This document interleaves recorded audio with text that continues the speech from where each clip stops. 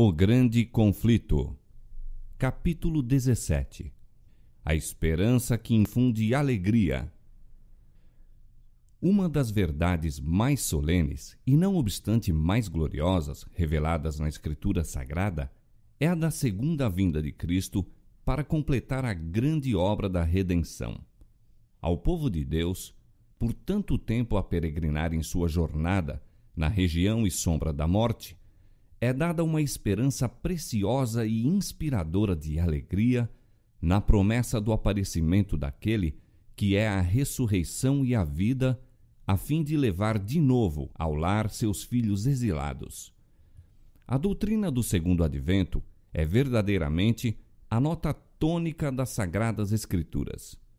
Desde o dia em que o primeiro par volveu os entristecidos passos para fora do Éden, os filhos da fé têm esperado a vinda do prometido para quebrar o poder do destruidor e de novo levá-los ao paraíso perdido. Santos homens de outrora aguardavam o advento do Messias em glória para a consumação de sua esperança. Enoque, apenas o sétimo da descendência dos que habitaram no Éden, e que na terra durante 3 séculos andou com Deus, teve permissão para contemplar de muito longe a vinda do libertador. Eis que é vindo o Senhor, declarou ele, com milhares de seus santos para fazer juízo contra todos. Judas, versos 14 e 15. O patriarca Jó, na noite de sua aflição, exclamou com inabalável confiança: Eu sei que o meu Redentor vive e, por fim, se levantará sobre a terra. Ainda em minha carne verei a Deus. Vê-lo-ei por mim mesmo, e os meus olhos, e não outros, o verão. Jó, capítulo 19, versos 25 a 27. A vinda de Cristo para inaugurar o reino de justiça tem inspirado as mais sublimes e exaltadas declarações dos escritores sagrados. Os poetas e videntes da Bíblia dela trataram com palavras incendidas de fogo celestial. O salmista cantou do poder e majestade do Rei de Israel. Desde Sião, a perfeição da formosura, resplandeceu Deus. Virá o nosso Deus e não se calará.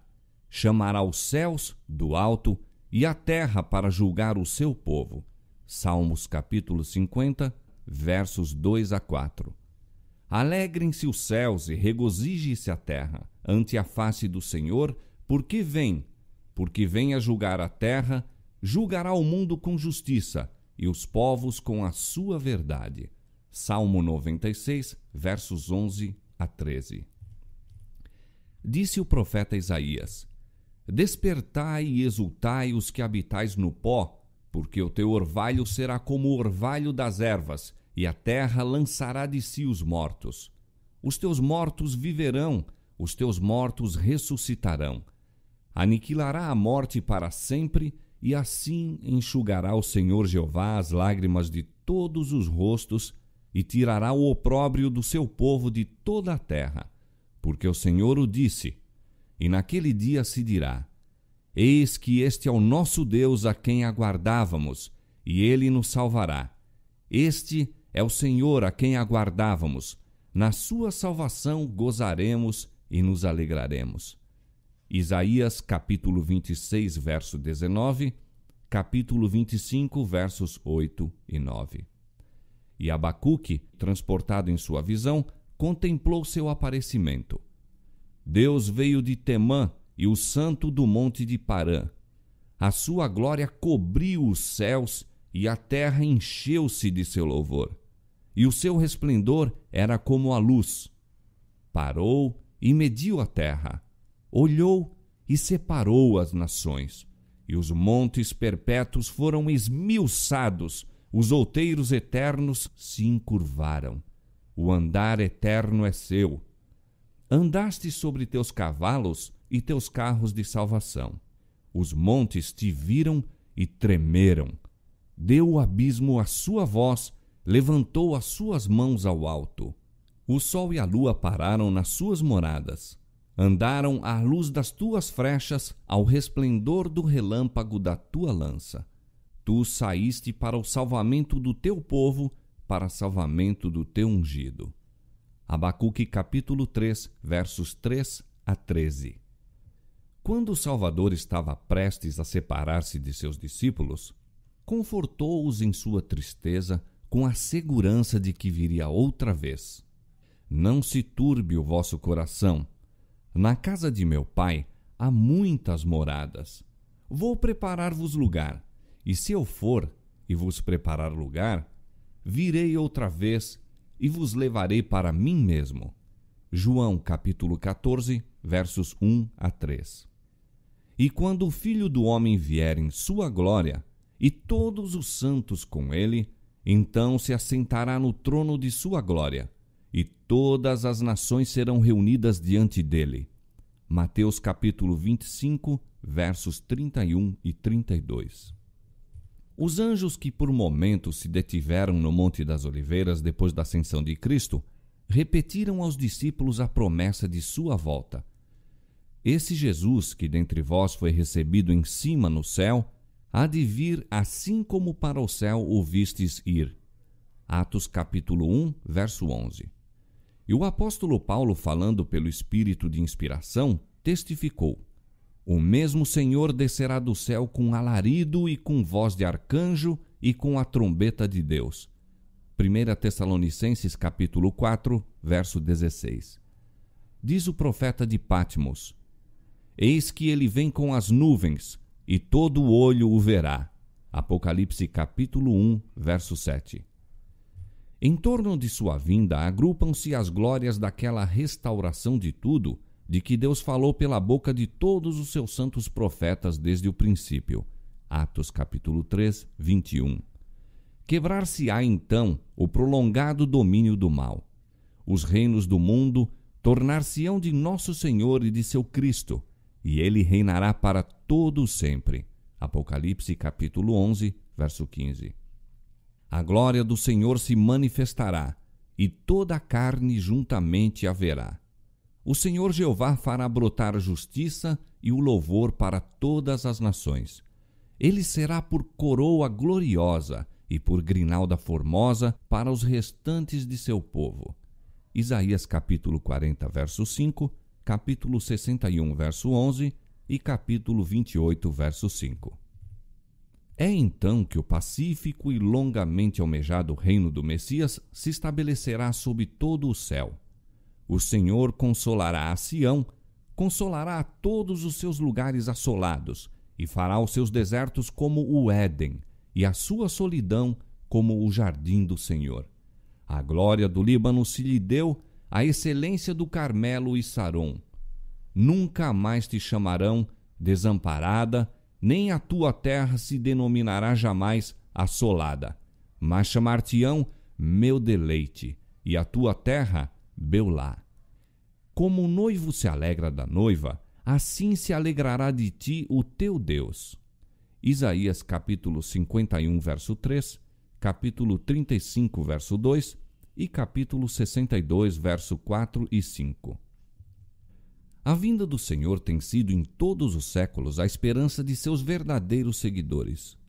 A última promessa do Salvador no Monte das Oliveiras, de que ele viria outra vez, iluminou o futuro a seus discípulos, encheu-lhes o coração de alegria e esperança que as tristezas não podem apagar nem as provações empanar. Em meio de sofrimento e perseguição, o aparecimento do grande Deus e nosso Salvador Jesus Cristo foi a bem-aventurada esperança. Quando os cristãos tessalonicenses estavam cheios de pesar ao sepultarem os seus queridos, que haviam esperado viver para testemunharem a vinda de Jesus, Paulo, seu instrutor, apontou-lhes a ressurreição a ocorrer por ocasião do advento do Salvador. Então os mortos em Cristo ressurgiriam e, juntamente com os vivos, seriam arrebatados para encontrar o Senhor nos ares. E assim, disse ele, estaremos sempre com o Senhor. Portanto, consolai-vos uns aos outros com estas palavras. 1 Tessalonicenses capítulo 4, versos 16 a 18. Na rochosa ilha de Patmos, o discípulo amado ouve a promessa: certamente cedo venho. E em sua anelante resposta, sintetiza a prece da Igreja em toda a sua peregrinação. Amém, ora vem, Senhor Jesus. Apocalipse capítulo 22, verso 20. Do calabouço, da tortura, da forca, onde santos e mártires testificaram da verdade, vem através dos séculos a voz de sua fé e esperança. Estando certos da ressurreição pessoal de Cristo e, por conseguinte, de sua própria, por ocasião da vinda de Jesus, diz um desses cristãos: desprezavam a morte e verificava-se estarem acima dela. Estavam dispostos a descer ao túmulo para que pudessem ressuscitar livres. Esperavam pelo Senhor a vir do céu, nas nuvens, com a glória de seu Pai, trazendo aos justos os tempos do reino. Os valdenses acariciavam a mesma fé. Wycliffe aguardava o aparecimento do Redentor como a esperança da Igreja. Lutero declarou: convenço-me, em verdade, de que o dia do juízo não está para além de 300 anos. Deus não quer, não pode suportar por muito tempo mais este ímpio mundo. Aproxima-se o grande dia em que se subverterá o rei da abominação. Este velho mundo não está longe de seu fim, disse Melanchthon. Calvino manda aos cristãos não hesitarem, desejando ardentemente o dia da vinda de Cristo como o mais auspicioso de todos os acontecimentos, e declara que a família inteira dos fiéis conservará em vista aquele dia. Devemos ter fome de Cristo, devemos buscá-lo, contemplá-lo, diz ele, até a aurora daquele grande dia em que o nosso Senhor amplamente manifestará a glória do seu reino. Não levou o nosso Senhor Jesus nossa carne para o céu? Disse Knox, o reformador escocês. E não voltará ele? Sabemos que voltará, e isso dentro em breve. Ridley e Latimer, que depuseram a vida pela verdade, esperaram pela fé a vinda do Senhor. Ridley escreveu: o mundo, creio eu, portanto o digo, chegará sem dúvida ao fim. De coração, clamemos como João, o servo de Deus, a Cristo nosso Salvador. Vem, Senhor Jesus, vem. Os pensamentos que se relacionam com a vinda do Senhor, disse Baxter, são dulcíssimos e muito gozosos para mim. É a obra da fé e do caráter de seus santos amar seu aparecimento e aguardar o cumprimento da bem-aventurada esperança. Se a morte é o último inimigo a ser destruído na ressurreição, podemos saber quão fervorosamente deveriam os crentes anelar a segunda vinda de Cristo e por ela orar, sendo então que tal vitória ampla e final será alcançada. Este é o dia que todos os crentes devem almejar, esperar e aguardar como cumprimento de toda a obra de sua redenção e de todos os desejos e esforços de sua alma. Apressa ao Senhor este bem-aventurado dia. Esta foi a esperança da Igreja Apostólica, da Igreja no deserto e dos reformadores. A profecia não somente prediz a maneira e objetivo da vinda de Cristo, mas apresenta sinais pelos quais os homens podem saber quando a mesma está próxima. Disse Jesus: haverá sinais no sol, na lua e nas estrelas. Lucas capítulo 21, verso 25. O sol escurecerá, e a lua não dará sua luz, e as estrelas cairão do céu, e as forças que estão no céu serão abaladas. E então verão vir o Filho do Homem nas nuvens, com grande poder e glória. Marcos capítulo 13, versos 24 a 26. O profeta do Apocalipse assim descreve o primeiro dos sinais que precedem o segundo advento. Houve um grande tremor de terra, e o sol tornou-se negro como saco de cilício, e a lua tornou-se como sangue.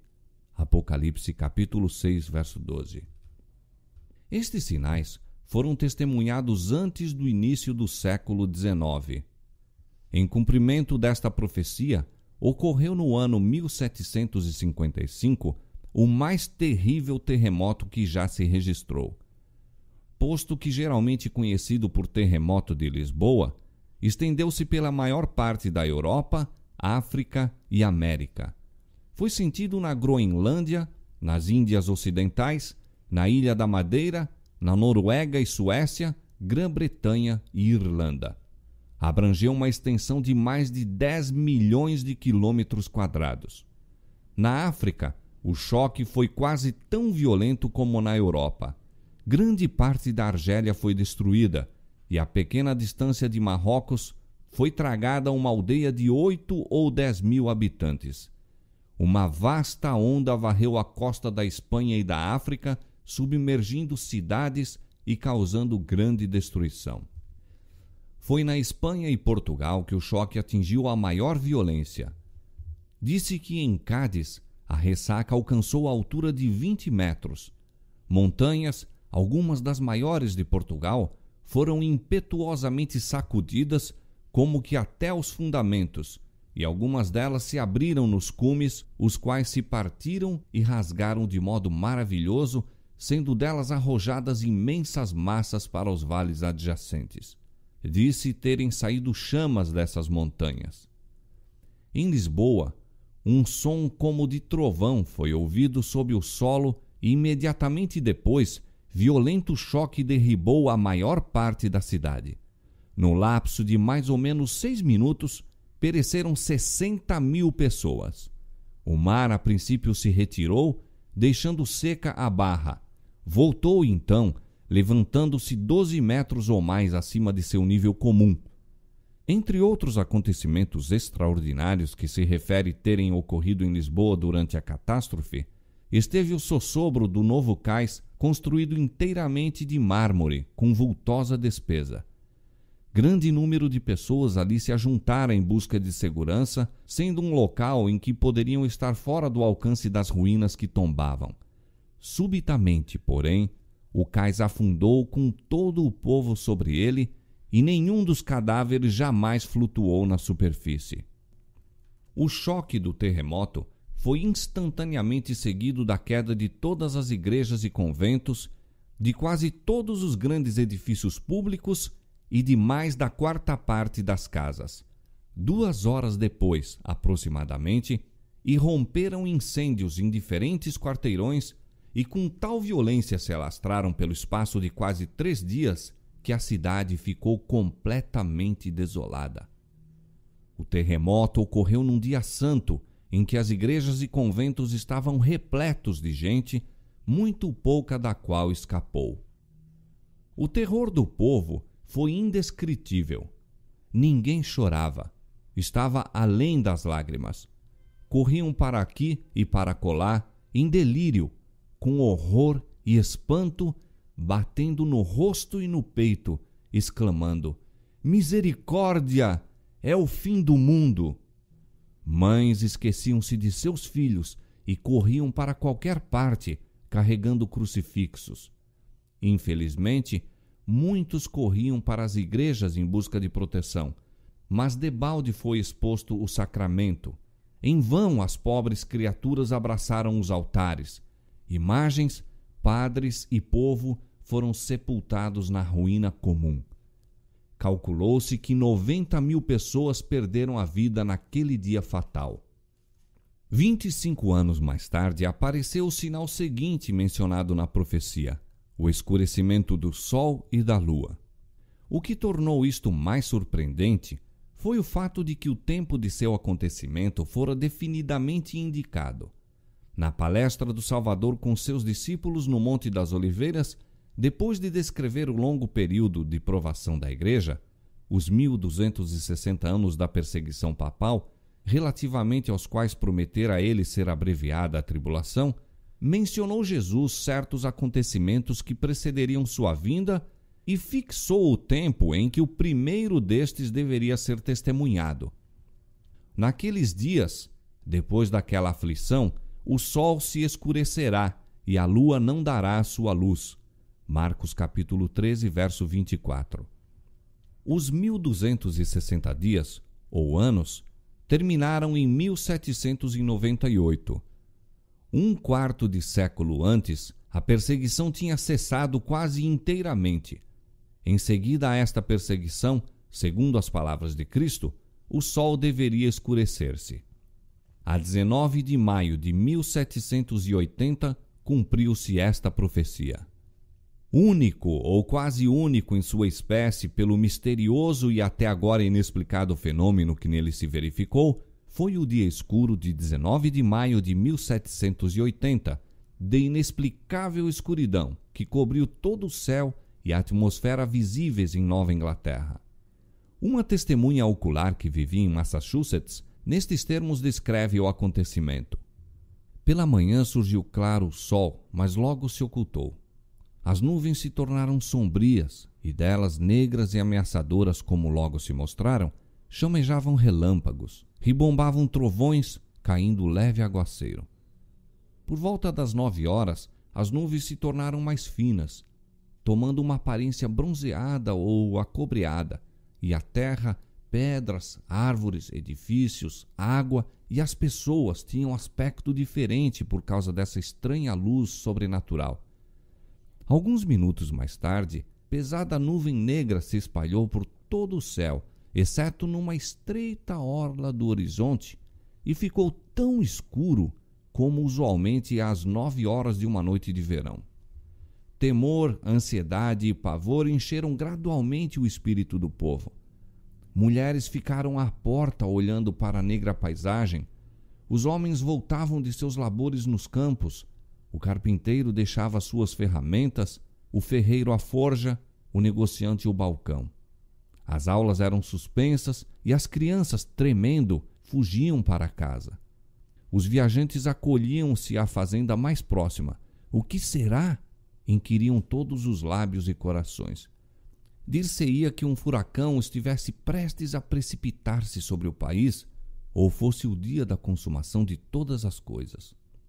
Acenderam-se velas, e o fogo na lareira brilhava tanto como em noite de outono sem luar. As aves retiravam-se para os poleiros e iam dormir. O gado ajuntava-se no estábulo e berrava. As rãs coachavam, os pássaros entoavam seus gorjeios vespertinos e os morcegos voavam em derredor. Mas os seres humanos sabiam que não era vinda a noite. O Dr. Nathanael Whittaker, pastor da Igreja do Tabernáculo em Salem, dirigia serviços religiosos na casa de culto e pregava um sermão no qual sustentou que as trevas eram sobrenaturais. Reuniram-se congregações em muitos outros lugares. Os textos para esses sermões extemporâneos eram invariavelmente os que pareciam indicar as trevas de acordo com a profecia bíblica. As trevas foram densíssimas logo depois das 11 horas. Na maioria dos lugares do país foram tão grandes durante o dia que as pessoas não podiam dizer a hora, quer pelo relógio de bolso, quer pelo de parede, nem jantar, nem efetuar suas obrigações domésticas sem a luz de velas. A extensão dessas trevas foi extraordinária. Observavam-se na parte oriental até Falmouth. Para o oeste, atingiram a parte mais remota de Connecticut e Albany. Para o sul foram observadas ao longo das costas e ao norte até onde se estende a colonização americana.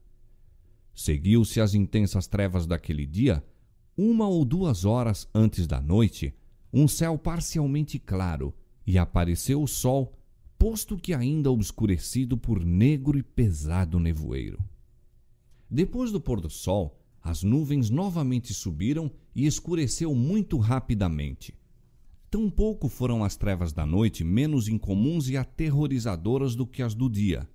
Não obstante haver quase lua cheia, nenhum objeto se distinguia a não ser com o auxílio de alguma luz artificial que, quando vista das casas vizinhas e de outros lugares a certa distância, aparecia através de uma espécie de trevas egípcias que se afiguravam quase impermeáveis aos raios. Disse uma testemunha ocular daquela cena: não pude senão concluir naquela ocasião que, se todos os corpos luminosos do universo tivessem sido envoltos em sombras impenetráveis ou arrancados da existência, as trevas não teriam sido mais completas. Posto que às 9 horas daquele dia a lua surgisse cheia, não produziu o mínimo efeito em relação àquelas sombras sepulcrais. Depois de meia-noite, as trevas se desvaneceram e a lua, ao tornar-se visível, tinha a aparência de sangue. O dia 19 de maio de 1780 figura na história como o Dia Escuro. Desde o tempo de Moisés, nenhum período de trevas de igual densidade, extensão e duração já se registrou. A descrição deste acontecimento, como a dá uma testemunha ocular, não é senão um eco das palavras do Senhor registradas pelo profeta Joel 2500 anos antes de seu cumprimento. O sol se converterá em trevas e a lua em sangue antes que venha o grande e terrível dia do Senhor. Joel capítulo 2, verso 31. Cristo ordenara a seu povo que atendesse aos sinais de seu advento e que se regozijasse ao contemplar os indícios de seu vindouro rei. Quando estas coisas começarem a acontecer, disse ele, olhai para cima e levantai as vossas cabeças, porque a vossa redenção está próxima. Ele indicou a seus seguidores as árvores a brotarem na primavera e disse, quando já têm rebentado, vós sabeis por vós mesmos, vendo-as, que perto está já o verão. Assim também vós, quando virdes acontecer estas coisas, sabei que o reino de Deus está perto. Lucas capítulo 21, versos 28, 30 e 31. Mas como o espírito de humildade e devoção na igreja cedera lugar ao orgulho e formalismo, esfriaram o amor a Cristo e a fé em sua vinda. Absorto nas coisas mundanas e na busca dos prazeres, o povo professo de Deus estava cego às instruções do Salvador relativas aos sinais de seu aparecimento. A doutrina do segundo advento tinha sido negligenciada. Os textos que a ela se referem foram obscurecidos por interpretações errôneas, a ponto de ficarem em grande parte esquecidos e ignorados. Especialmente foi este o caso nas igrejas da América. A liberdade e conforto desfrutados por todas as classes da sociedade, o ambicioso desejo de haveres e luxo, de onde vem o absorvente empenho de adquirir dinheiro, a ansiosa procura de popularidade e poderio, que pareciam estar ao alcance de todos, levavam os homens a centralizar seus interesses e esperanças nas coisas desta vida, afastando ao futuro longínquo o dia solene em que passaria a presente ordem de coisas. Quando o Salvador indicou a seus seguidores os sinais de sua volta, predisse o estado de apostasia que havia de existir precisamente antes de seu segundo advento. Haveria, como nos dias de Noé, a atividade e a agitação das ocupações mundanas e da procura de prazeres, comprar, vender, plantar, edificar, casar, dar-se em casamento, com o olvido de Deus e da vida futura. Para os que viverem nesse tempo, a advertência de Cristo é: olhai por vós, não aconteça que os vossos corações se carreguem de glutonaria, de embriaguez e dos cuidados da vida, e venha sobre vós de improviso aquele dia. Vigiai, pois, em todo o tempo, orando, para que sejais havidos por dignos de evitar todas estas coisas que hão de acontecer e estar em pé diante do Filho do Homem. Lucas capítulo 21, versos 34 e 36. A condição da igreja neste tempo é indicada nas palavras do Salvador em Apocalipse. Tens nome de que vives e estás morto. E aos que se recusam despertar de seu cuidadoso sentimento de segurança, é dirigido este aviso solene: se não vigiares, virei a ti como um ladrão, e não saberás a que hora sobre ti virei. Apocalipse capítulo 3, verso 1 e 3. Era necessário que os homens fossem advertidos do perigo, que se despertassem a fim de preparar-se para os acontecimentos solenes ligados ao final do tempo da graça. Declara o profeta de Deus: o dia do Senhor é grande e muito terrível, e quem o poderá sofrer? Quem estará em pé quando aparecer aquele que é tão puro de olhos que não pode ver o mal e não pode contemplar a vexação? Joel capítulo 2, verso 11, Abacuque capítulo 1, verso 13. Para os que clamam: Deus meu, nós te conhecemos, e não obstante têm traspassado o seu concerto e se apressaram após outros deuses, ocultando a iniquidade no coração e amando os caminhos da injustiça, Para esses o dia do Senhor são trevas e não luz, completa escuridade, sem nenhum resplendor. Amós capítulo 5, verso 20. E há de ser que naquele tempo, diz o Senhor, esquadrinharei a Jerusalém com lanternas e castigarei os homens que estão assentados sobre as suas fezes, que dizem no seu coração: o Senhor não faz bem nem mal. Sofonias capítulo 1, verso 12. Visitarei sobre o mundo a maldade e sobre os ímpios a sua iniquidade, e farei cessar a arrogância dos atrevidos e abaterei a soberba dos tiranos. Isaías capítulo 13, verso 11. Nem a sua prata nem o seu ouro os poderá livrar. Será saqueada a sua fazenda e assoladas as suas casas. Sofonias capítulo 1, versos 18 e 13. O profeta Jeremias, prevendo esse tempo terrível, exclamou: estou ferido no meu coração.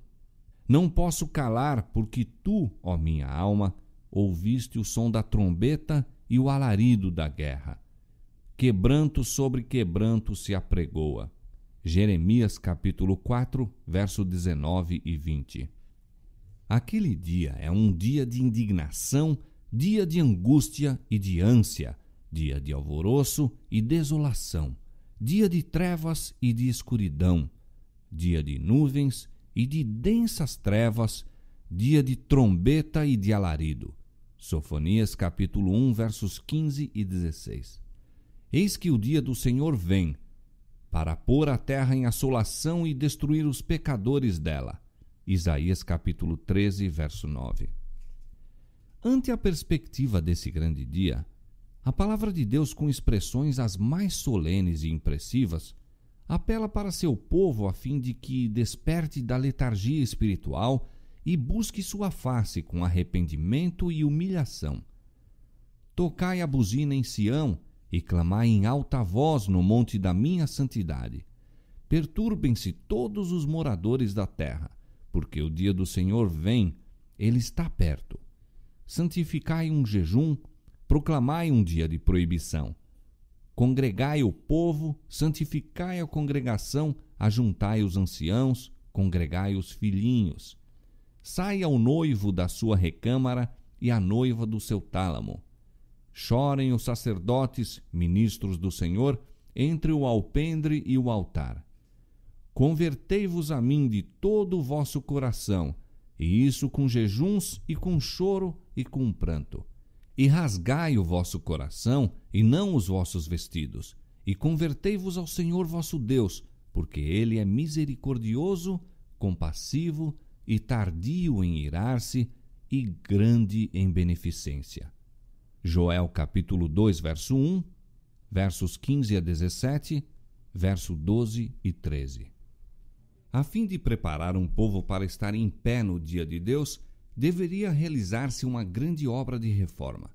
Deus viu que muitos dentre seu povo professo não estavam edificando para a eternidade e, em sua misericórdia, estava prestes a enviar uma mensagem de advertência a fim de despertá-los de seu torpor e levá-los a preparar-se para a vinda de Jesus.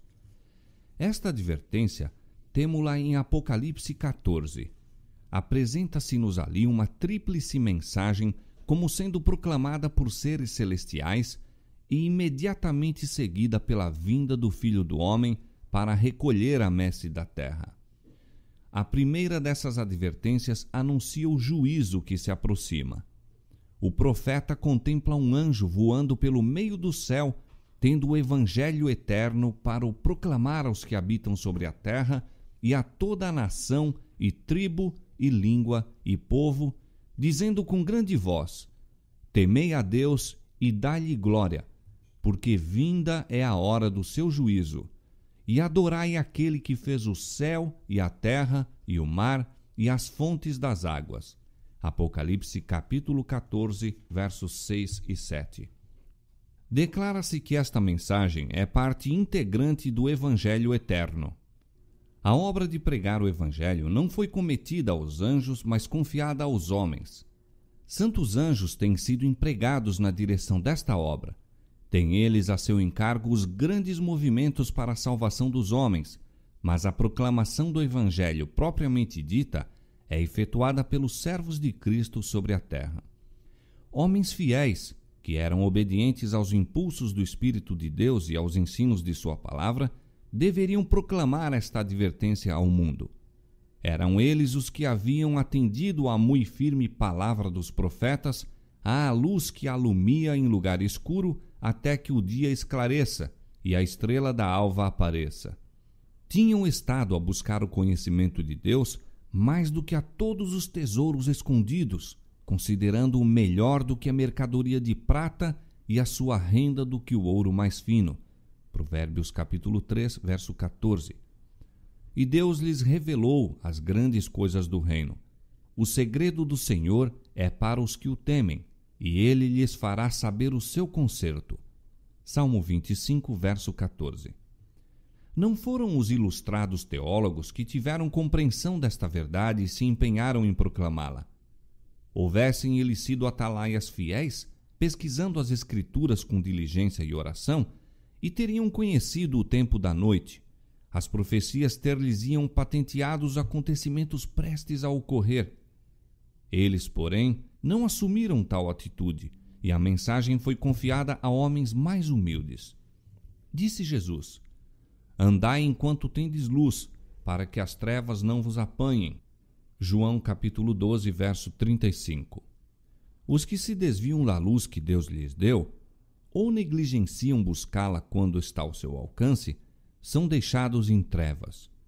Declara, porém, o Salvador: Aquele que me segue não andará em trevas, mas terá a luz da vida. João capítulo 8, verso 12. Quem quer que esteja com singeleza de propósito, procurando fazer a vontade de Deus, atendendo fervorosamente à luz já dada, receberá maior luz. Será enviada àquela alma alguma estrela de fulgor celestial para guiá-la em toda a verdade. No tempo do primeiro advento de Cristo, os sacerdotes e escribas da santa cidade a quem foram confiados os oráculos de Deus poderiam ter discernido os sinais dos tempos e proclamado a vinda do prometido. A profecia de Miqueias designou o lugar de seu nascimento. Miqueias capítulo 5, verso 2. Daniel especificou o tempo em que viria. Daniel capítulo 9, 25. Deus confiou estas profecias aos dirigentes judeus. Estariam sem desculpas se não soubessem nem declarassem ao povo que a vinda do Messias estava às portas. Sua ignorância era o resultado da pecaminosa negligência. Os judeus estavam edificando túmulos aos profetas assassinados, enquanto pela deferência com que tratavam os grandes homens da terra prestavam homenagem aos servos de Satanás. Absortos em suas ambiciosas lutas para conseguir posição e poderio entre os homens, perderam de vista as honras divinas que lhes eram oferecidas pelo Rei do Céu. Com profundo e reverente interesse deveriam encontrar-se a estudar o lugar, o tempo, as circunstâncias do grande acontecimento da história universal, a vinda do Filho de Deus para cumprir a redenção do homem. Todo o povo deveria ter estado a vigiar e esperar para que pudessem achar-se entre os primeiros a dar as boas-vindas ao Redentor do mundo. Mas ai, em Belém, 2 fatigados viajores, procedentes das colinas de Nazaré, percorrem em toda a extensão a estreita rua até a extremidade oriental da cidade, procurando debalde um lugar de repouso e abrigo para a noite. Porta alguma se achava aberta para os receber. Sob miserável telheiro preparado para o gado, encontraram finalmente refúgio, e ali nasce o Salvador do mundo.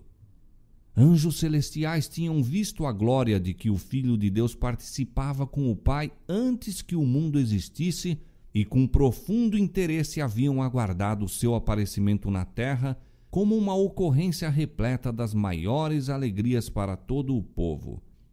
Foram designados anjos para levar as alegres novas aos que estavam preparados para recebê-las e que alegremente as tornariam conhecidas aos habitantes da terra. Cristo se abatera para tomar sobre si a natureza do homem.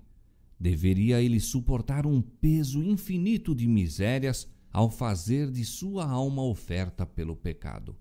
Todavia, desejavam os anjos que, mesmo em sua humilhação, o Filho do Altíssimo pudesse aparecer diante dos homens com uma dignidade e glória condizentes com seu caráter. Congregar-se-iam os grandes homens da terra na capital de Israel para saudar a sua vinda? Apresentá-lo-iam legiões de anjos à multidão expectante? Um anjo visita a terra a fim de ver quais os que se achavam preparados para receber Jesus. Não pode, porém, distinguir sinal algum de expectação. Não houve voz alguma de louvor e triunfo, anunciando que o tempo da vinda do Messias está às portas. O anjo paira por algum tempo sobre a cidade escolhida e o templo onde a presença divina tinha sido manifestada durante séculos. Mas, mesmo ali, há idêntica indiferença. Os sacerdotes, em sua pompa e orgulho, estão oferecendo profanos sacrifícios no templo. Os fariseus estão em altas vozes discursando ao povo ou fazendo jactanciosas orações nas esquinas das ruas. Nos palácios dos reis, nas assembleias dos filósofos, nas escolas dos rabis, todos, de igual maneira, se acham inconscientes do maravilhoso fato que encheu todo o céu de alegria e louvor.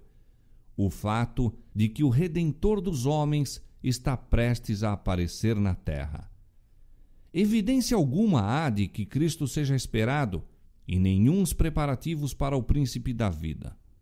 Com espanto, está o mensageiro celestial prestes a voltar para o céu com a desonrosa notícia quando descobre alguns pastores que à noite vigiam seus rebanhos e, mirando o céu bordado de estrelas, meditam na profecia do Messias a vir à terra, anelando o advento do Redentor do mundo. Ali se encontra um grupo que está preparado para receber a mensagem celestial. E subitamente o anjo do Senhor aparece anunciando as boas novas de grande alegria. A glória celestial inunda a planície toda. Aparece uma incontável multidão de anjos e, como se fora demasiado grande alegria para um só mensageiro trazê-la do céu, uma multidão de vozes irrompe em antífonas que todas as nações dos salvos um dia entoarão. Glória a Deus nas alturas, paz na terra, boa vontade para com os homens. Lucas capítulo 2, verso 14. Oh, que lição encerra a maravilhosa história de Belém! Quanto ela reprova nossa incredulidade, nosso orgulho e amor próprio. Quanto nos adverte a nos precavermos para que não aconteça que pela nossa criminosa indiferença deixemos também de discernir os sinais dos tempos e, portanto, não conheçamos o dia de nossa visitação. Não foi somente nas colinas da Judéia, nem apenas entre os humildes pastores que os anjos encontraram os que se achavam vigilantes pela vinda do Messias. Na terra dos gentios havia também os que por ele esperavam. Eram homens sábios, ricos e nobres filósofos do Oriente. Investigadores da natureza, haviam os magos visto a Deus em sua obra. Pelas escrituras hebraicas tinham aprendido acerca da estrela que deveria surgir de Jacó e com ardente desejo esperavam a vinda daquele que seria não somente a consolação de Israel, mas uma luz para alumiar as nações e salvação até os confins da terra. Lucas capítulo 2, versos 25 e 32, Atos capítulo 13, verso 47. Buscavam a luz, e luz procedente do trono de Deus iluminou-lhes o caminho para os pés. Enquanto os sacerdotes e rabis de Jerusalém, os pretensos depositários e expositores da verdade, se encontravam envoltos em trevas, a estrela enviada pelo céu guiou os estrangeiros gentios ao lugar do nascimento do recém-nascido rei. É para os que o esperam que Cristo deve aparecer a segunda vez sem pecado para a salvação. Hebreus capítulo 9, verso 28. Semelhante às novas do nascimento do Salvador, a mensagem do segundo advento não foi confiada aos dirigentes religiosos do povo. Eles não haviam preservado sua união com Deus, recusando a luz do céu. Não eram, portanto, do número descrito pelo apóstolo Paulo. Mas vós, irmãos, já não estais em trevas, para que aquele dia vos surpreenda como um ladrão, porque todos vós sois filhos da luz e filhos do dia. Nós não somos da noite nem das trevas. 1 Tessalonicenses capítulo 5, versos 4 e 5. Os atalaias sobre os muros de Sião deveriam ter sido os primeiros a aprender as novas do advento do Salvador, os primeiros a alçar a voz para proclamar achar-se ele perto, os primeiros a advertir o povo a fim de que se preparasse para a sua vinda. Entregavam-se, porém, ao comodismo, sonhando em paz e segurança, enquanto o povo dormia em seus pecados. Jesus viu a sua igreja semelhando a figueira estéril, coberta de pretensiosas folhas e, no entanto, destituída do precioso fruto. Notava-se alardeada observância das formas da religião, enquanto faltava o espírito da verdadeira humildade, arrependimento e fé, o que unicamente poderia tornar aceitável o culto a Deus. Em vez das graças do Espírito, havia manifesto orgulho, formalismo, vanglória, egoísmo, opressão. Uma igreja apostatada fechava os olhos aos sinais dos tempos. Deus não a abandonou, nem permitiu que sua fidelidade lhe faltasse. Dele, porém, afastara-se e separara-se de seu amor. Recusando-se ela a satisfazer as condições, suas promessas não foram para com ela cumpridas. Esse é o resultado certo de não apreciar nem aproveitar a luz e privilégios que Deus confere. A menos que a igreja siga o caminho que lhe abre a providência, aceitando todo o raio de luz, cumprindo todo o dever que lhe seja revelado, a religião fatalmente degenerará em formalismo e desaparecerá o espírito da piedade vital. Esta verdade tem sido repetidas vezes ilustrada na história da igreja. Deus requer de seu povo obras de fé e obediência correspondentes às bênçãos e privilégios conferidos. A obediência exige sacrifício e implica uma cruz. E este é o motivo por que tantos dentre os professos seguidores de Cristo se recusam a receber a luz do céu e, como aconteceu com os judeus de outrora, não conhecem o tempo de sua visitação. Por causa de seu orgulho e incredulidade, o Senhor os passa por alto e revela sua verdade aos que, à semelhança dos pastores de Belém e dos magos do Oriente, têm prestado atenção a toda a luz que receberam.